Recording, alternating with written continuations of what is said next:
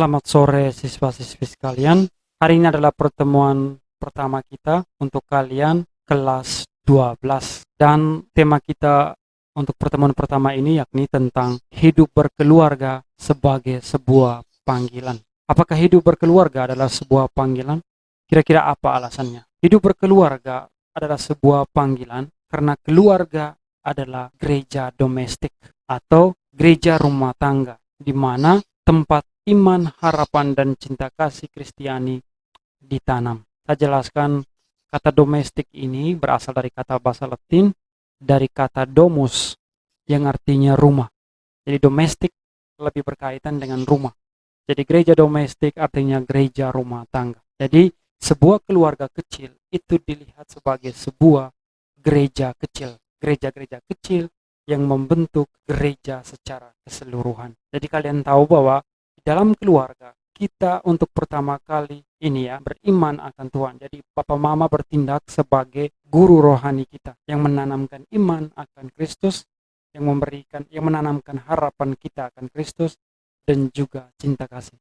Jelas ya? Kemudian apa saja hal-hal pokok untuk melestarikan kehidupan keluarga? Hal yang penting pertama adalah cinta sebagai landasan hidup keluarga.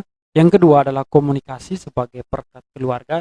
Jadi komunikasi antara suami kepada istri, suami dan istri kepada anak-anak, pun sebaliknya. Kemudian hal pokok yang lainnya adalah hak dan kewajiban berkeluarga. Apa saja hak-hak suami terhadap keluarga, apa saja kewajiban suami terhadap keluarga, begitupun apa saja hak dan kewajiban istri dan anak-anak terhadap keluarga. Dan hal penting berikut adalah tanggung jawab rencana berkeluarga. Oke?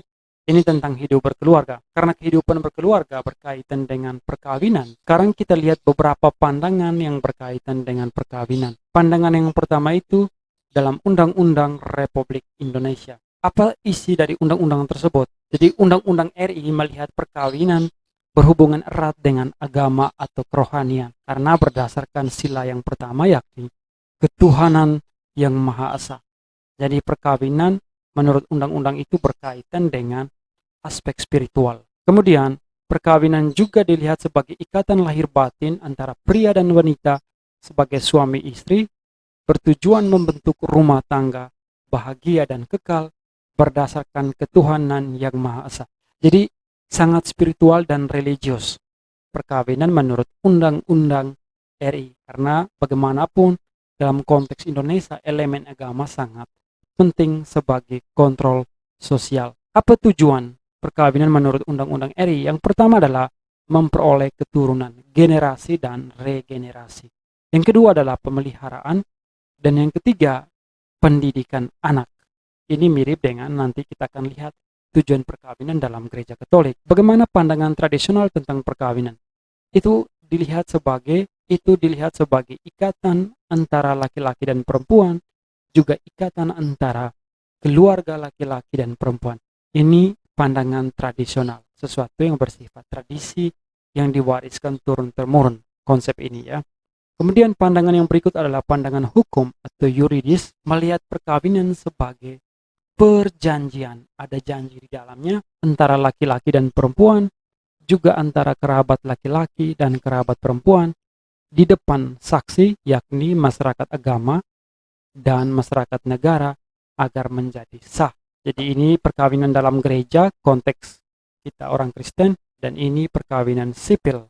Oke, ini menurut hukum. Kemudian pandangan sosial atau sosiologi melihat perkawinan sebagai persekutuan hidup yang mempunyai bentuk, tujuan, dan hubungan khusus antar anggota. Di sini, suami dan istri mencapai kesempurnaan sebagai manusia ketika keduanya menjadi bapak dan ibu untuk anak-anak. Ini pandangan sosial.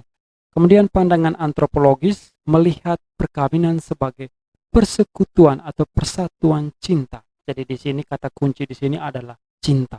Ini pandangan antropologis karena kalian tahu antropologis berkaitan dengan manusia. Anthropos, manusia. Jadi perkawinan dimulai dengan cinta, berkembang atas dasar cinta, berbahagia karena cinta. Semuanya karena cinta.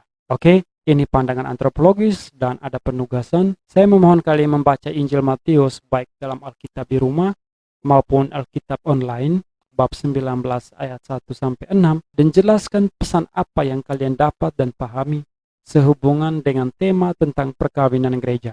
Perkawinan gereja ini kita akan lihat minggu depan pada pertemuan kita yang berikutnya. Tugas ini seperti biasa dikumpulkan psikologi paling lambat jam 8, dikerjakan dalam buku tugas. Pertemuan kita hari ini, sampai jumpa minggu depan.